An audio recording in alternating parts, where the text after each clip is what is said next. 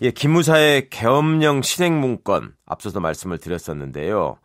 헌법재판소의 탄핵 심판 결정을 앞두고 그 직전에 작성된 걸로 지금 전해지고 있습니다. 그 당초에 촛불 집회 초기였던 2016년 11월에도 이미 계엄을 염두에 둔 또 다른 내부 문건을 작성했다는 소식까지 전해져서 이제 충격을 더하고 있는데요.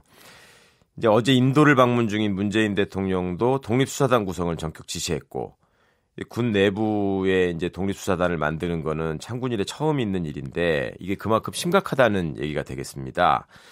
그런데 기무사는 이제 국방부에서 지금 개혁위원회를 만들어가지고 개혁 작업을 진행하고 있었습니다. 장영달 위원장 모시고 자세히 이야기 나눠보도록 하겠습니다. 위원장님 안녕하십니까? 네, 안녕하셨어요. 예, 잘 다녀오셨습니까? 네네, 고맙습니다. 예. 해외 출장 다녀오시자마자 지금 큰일이 터져가지고 또 마음이 무거우실 네네. 것 같은데요. 네. 국회에 계실 때 국방위원장도 지내셨었고, 그러니까 당연히 네. 군 조직 돌아가는 상황들도 좀 많이 알고 계신 걸로 아는데, 이 기무사가 이렇게 계엄 및 합수 업무 수행 방안, 이 군사 독재 시절을 방불케 하는 이 방안을 이제 계획까지 세웠다. 이런 문건이 나왔습니다. 네. 어떻게 느끼셨습니까? 소식 접하시고. 참, 이럴 때 할 말이 없다 이런 표현을 하는 것 같아요. 네. 말로 표현할 수가 없다. 어이가 없다. 예. 이 5.18, 제가 보기로는 5.18 광주 항쟁 때 일어났던 거 이렇게 양민 학살 사건은 그렇습니다. 예. 그것이 서울 한복판에서 모의됐다. 이렇게 보여요. 네. 방식도 비슷해요. 네. 평화적인 집회가 있는데 거기를 들쑤시고 들어가서 예. 저항을 하면 그걸 폭력으로 규정하고 진압하겠다. 예. 참 어마어마한 사건이 모의됐다는 문제에 대해서 뭐라고 참담한 생각이죠.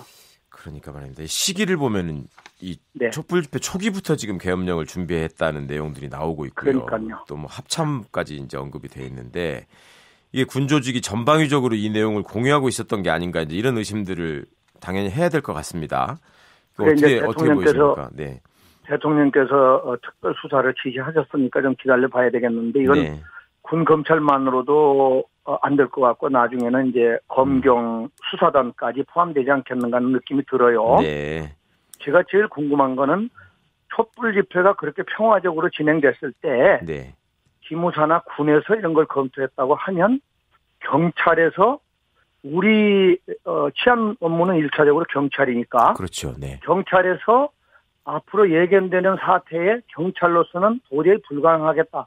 이런 보고가 혹시 있었는지 모르겠어요. 그렇다고 한다면 또 좀 이해를 할 수 있는 대목도 있는데 그나마 논리는 쓰는 거죠. 만약에 그렇다면. 그렇죠. 네. 경찰은 가만히 있는데 군이 개입을 하겠다고 기획을 했다. 이건 분명한 거 이렇게 군사 반란 예비 음모죠. 네. 굉장히 심각하게 보고 계시는군요. 그런데 지금 보통 심각한 게 아니죠. 네네. 지금 야당의 일부 의원들은 그런데 이게 지금 검토만 한 거지 무슨 실행 계획이냐 이런 얘기도 네. 하시고 그다음에 뭐 이런 문서가 어떻게 유출되느냐 그걸 찾아야 된다. 이런 네. 또 지적을 하시는 분도 있고요. 그러니까 그 기무사나 군대는 네. 그 청와대 안보실은 만약 이렇게 촛불 집회가 폭력화돼서 경찰이 뭐 시위 진압을 해야 된다. 그러면 북한은 어떻게 나올까? 네. 이런 방첩 보안 네. 이런 부분에 마음을 썼어야죠. 네. 그러지 않고 촛불 집회가 이제 시작도 안 됐거나 네. 평화적으로 진행되고 있는데 탱크를 몇백 대 하고 네. 본부대를 이동한다. 특수부대를 투입한다. 네. 이건 정말 이렇게 민주주의 국가에서는 있을 수 없는 일이죠. 그러니까 북한의 도발에 대한 대비가 아니라 시민들을 그렇죠. 상대로 지금 계획을 수립했다는 점이 충격적이다라는 말씀이신데요. 그러니까 광주에서 꼭 그랬잖아요. 네네. 그러니까 대통령도 사태를 굉장히 심각하게 느끼시는 것 같습니다. 인도 국빈 방문 중에 지금 별도의 지시를 내릴 정도니까요. 네네. 그런데 이제 상당히 구체적으로 요구를 했더라고요. 그 기무사 출신으로 하지 마라, 육군 출신으로 하지 마라 이런 지시까지 했고요. 또 네네. 군검찰이 이미 있는데도 독립수사단을 따로 구성해서 이제 특임검사처럼 운영해라 이런 생각을 그렇죠. 이제 밝힌 것 같은데 이렇게 지시한 의미는 뭐라고 보이시나요? 그러니까 이제 육군은 좀 빠져라는 얘기는 육군을 미워해서가 아니고 네. 기무사가 이제 육군 중심으로 돼 있지 않겠어요. 그렇죠. 네. 이번 사건에 전부 육군 출신들이고 네. 그러니까 말하자면 오해 당사자들은 일단 빠지는 게 객관성이 있겠죠. 네. 그리고 대통령께서 이것은 장관도 일단은 중립에 있어라. 네. 이런 말까지 하신 것은, 이 사태가 얼마나 엄중한 것인가. 민주주의를 근본적으로 뿌리 뽑아버릴 수 있는 위험한 일이 또 벌어질 뻔했다. 예, 예. 그래서 우리 군이 그런 오명을 계속 가지고 갈 수는 없는 거 아닌가. 네. 이런 결단으로 보입니다. 네, 네. 지금 장영달 과거에 네네. 박정희 5.16 쿠데타, 전두환 12.12 쿠데타 이런 걸로 인해서 우리 국군이 정말 65만이 고생을 하고 있는데도 예. 그 소수 정치군인들 때문에 군의 명예가 얼마나 추락해 있습니까? 예.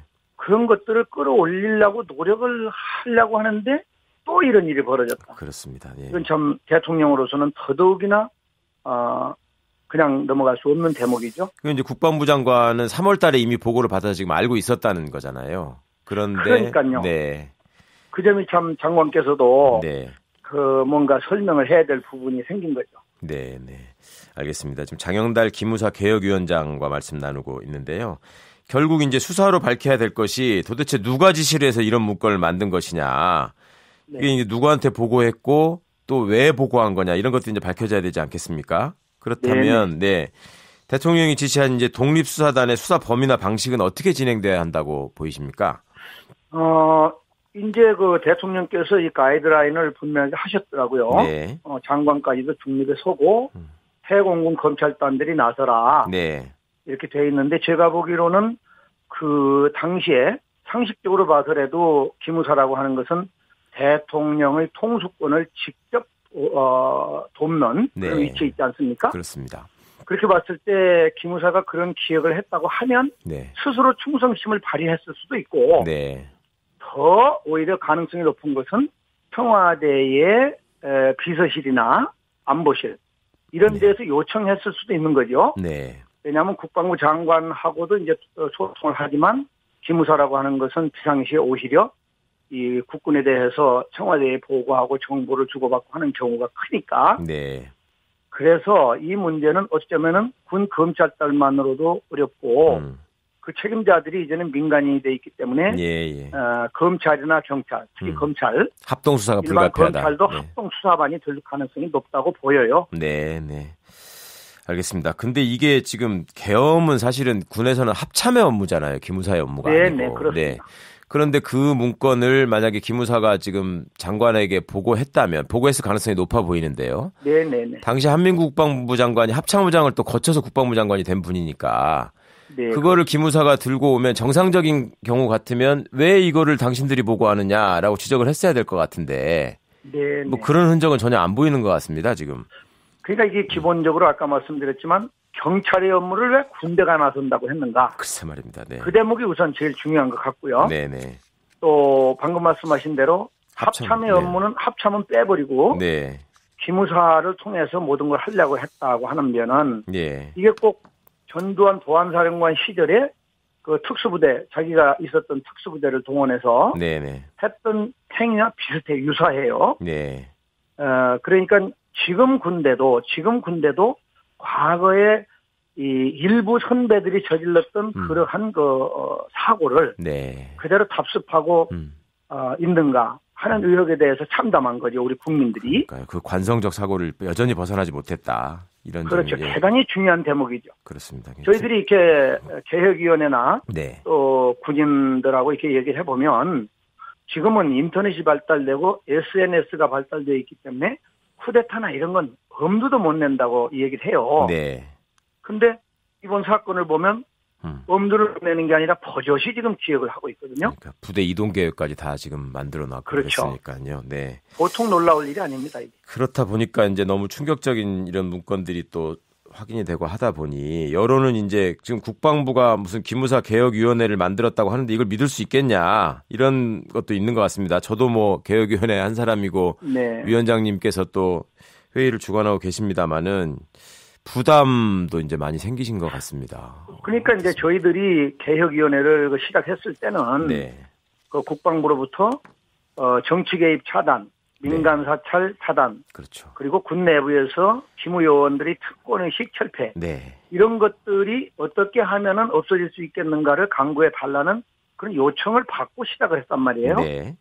그 우리가 이 개혁위원회를 만들 때는 이런 문건, 이런 어마어마한 음모가 있었다는 건 듣지도 못했어요, 사실은. 네, 그랬었죠. 네. 그렇기 때문에 내일 우리가 회의를 하겠지만 네. 지금까지 논의됐던 그러한 그 구조 개혁이라고 구조 개혁이나 기무사 개혁 방안 네. 이런 것들은 다시 얘기를 시작해야 하는 사태가 벌어진 거 아닌가. 네. 그런 생각이 들어서 예. 내일 회의 때는 근본적인 논의를 그리고 인식을 새롭게 할 필요가 있겠다는 느낌이 들고 네. 수사가 어느 정도 진행되는 걸 또 볼 필요도 있겠다는 느낌이 드네요. 네, 알겠습니다. 지금 이제 소강원 기무사 참모장이 개혁위원으로 참여한 것이 문제가 돼서 이제 그제 해촉이 됐다는 뉴스가 나왔었는데요. 네네. 지금 소강원 기무사 참모장 외에도 기무사 출신 위원이 또 있지 않습니까? 그렇죠. 네. 그래서 제가 위원장으로 올 때는 네네. 이미 위원들은 국방부에서 전부 위촉이 돼 있었어요. 그런 상황이었죠. 네. 그리고 저는 이제 위원장으로 갔었는데 네. 처음에 저는 그 기무요원들 두 분이 들어와 있길래 네. 그분들은 이제 아까 말씀드린 대로 이제 개혁을 담당해달라는 요청, 구체적인 그 안까지 나와 있었기 때문에 그런 것들을 위원들이 강하게 지적을 하면 기무부대에서는 설명. 소화 가능한가? 네. 이런 것이 불가능한가? 네. 이런 답변하러 와 있는 줄 알았어요. 네. 저는. 네. 그래서 이제 알고 보니까 정식 위원으로 돼 있었는데 네. 아무튼 상황이 이런 상황까지 전개되지 않았을 때는 네. 그분들이 들어와서 우리는 이렇게 계약하려고 한다. 너희들이 받기 어려운 부분이 혹시 있는가? 네. 뭐 이런 걸 주고받을 수 있는 도움이 되는 부분도 있다고 생각을 했는데 네. 네. 지금 이 문건 터지고 보니까 상황이 아주 달라진 거죠. 글쎄 말씀입니다. 그것도 그렇고 하여튼 국방부 장관이 기존에 알고 있었던 문건이나 이런 내용에 대해서 위원장님하고도 전혀 사전에 알려드리거나 상의한 바가 없었던 거네요. 뭐 저희들은 뭐 전혀 알지 못했죠. 네. 그러면 앞으로 이제 개혁 논의도 이제 국면이 좀 바뀌는 상황인 것 같은데, 그럼 향후에 네, 가장 중요하게 고려하면서 개혁 방향을 잡아야 될 내용이나 기준은 뭐라고 보십니까? 지금 기무사가 이제 방첩 보안이 고유 업무인데 네. 지금 이렇게 과거 유신 정권부터 전두환 정권을 통하면서 이 보안사, 과거에는 보안사, 지금은 기무사가 네.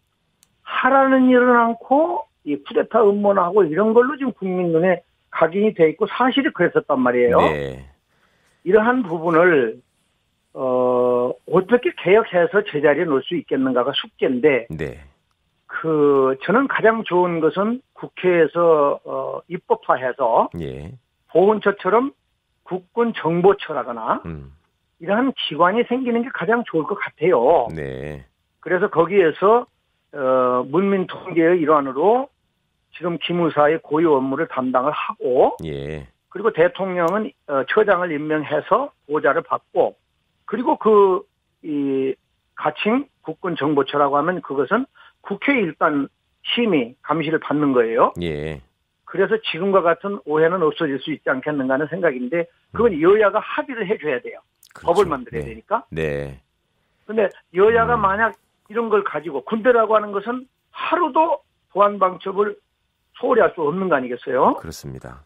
그런 거기 때문에 우리 이 개혁위원회에서는 그러한 완벽한 장치가 되기 이전의 개혁 방안, 네. 이런 것들을 논의를 좀 심도 있게 해봐야 될 것 같네요. 어떻게 하면 문민 통제를 실제로 하고 또 국회 감시 그렇죠. 체계까지도 종합해서 기무사가 제 기능을 할 수 있도록 할 것이냐, 이게 이제 핵심이 그렇습니다. 될 것이다, 이런 말씀이십니다. 그러면 잘 아시지만 선진국에서 네. 그 국방부 장관이나 일찍부터 네. 그 민주주의 국가에서는 그 국민이 군대를 그렇습니다. 통할하는 네네. 그러한 그 구조로 역사를 가지고 있죠. 네. 하여튼 실질적인 논의를 통해서 좋은 방안이 마련되길 기대하는 게 시민들의 입장인 것 같습니다. 오늘 말씀 감사합니다. 네, 고맙습니다. 네, 지금까지 국방부 기무사 개혁위원장 장영달 전 의원이셨습니다.